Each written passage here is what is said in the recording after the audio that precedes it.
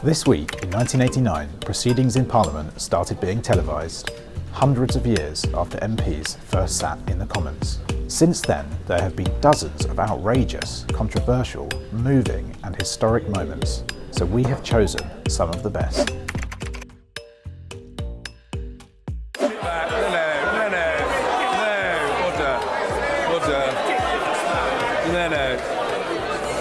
The historic Commons Mace, which was made for King Charles II in the mid-17th century, represents the monarch's authority in Parliament.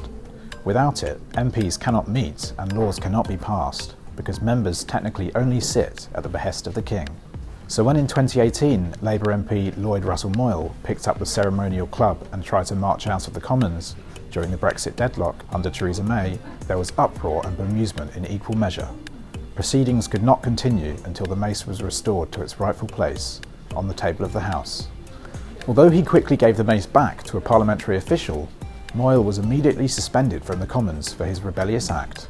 He was following on from Labour colleague John MacDonald's angry lifting up of the mace in 2009 during a debate about the expansion of Heathrow Airport.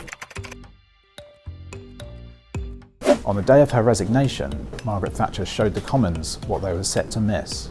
There were brilliant ripostes to opposition MPs, including her mockery of the socialist worldview of economics when questioned by Lib Dem Simon Hughes. What he's saying is that he would rather the poor were poorer, provided the rich were less rich. And then a quip from Labour's veteran MP Dennis Skinner triggered a brilliant exchange, with roars of laughter coming from both sides of the chamber. Tell us whether she intends to continue her own personal fight against a single currency and an independent central bank when she leaves office. No, she's going to be the governor. On the present structure...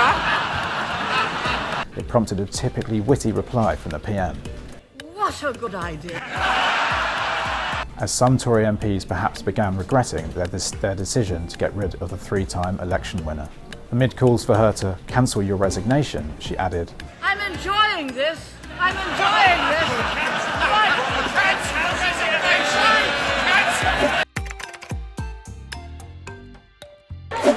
I wonder why.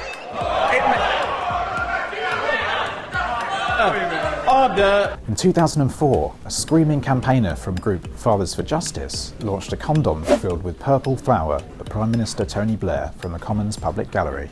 With colour in the air, the exchanges between Blair and Tory leader Michael Howard during Prime Minister's questions came to a swift end, with Speaker Michael Martin suspending the proceedings amid fears the concoction could be dangerous. This House is now suspended.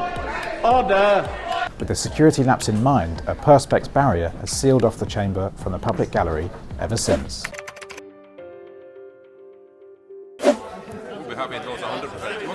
To blame Labour, and that intervention goes to this point. It was in the House of Commons on the day of the Queen's death on September the 8th that Britons got their first hint that something was seriously wrong.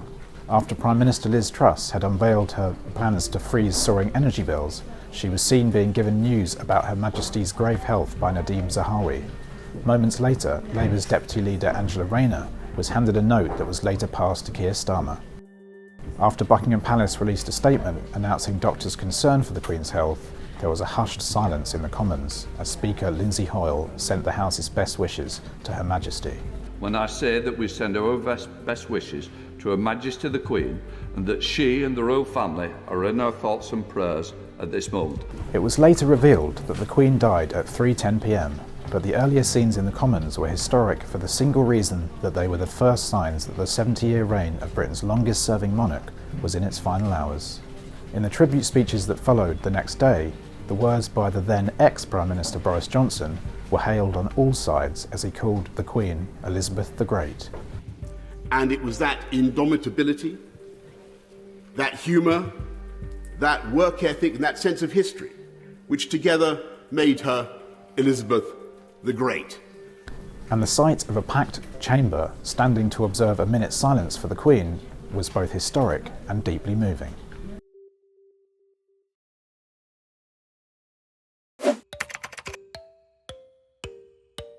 Sir Geoffrey, silent in the 12 days since his resignation, had taken a lonely decision to tell all that was in his heart about Margaret Thatcher's method of running her cabinet. Geoffrey Howe's Commons speech after he had resigned as Margaret Thatcher's Deputy Prime Minister on November the 1st, 1990, is remembered for its soft but effective brutality.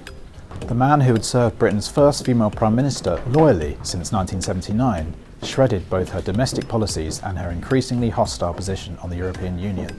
His devastating cricket analogy takedown of the PM left a crestfallen Thatcher to smile awkwardly from the front bench as party colleagues listened in stunned silence and opposition MPs guffawed. It's rather like sending your opening batsman to the crease, only for them to find, the moment the first balls are bowled, that their bats have been broken before the game by the team captain. Just 2 weeks later, Mrs. Thatcher was gone from Downing Street. So we've gone through just 5 of the best Commons moments, but there are so many others that we did not have time for. I do feel now that a very big part of my life is trying to give pleasure to Mrs. Bode. Hasta la vista, baby. Thank you.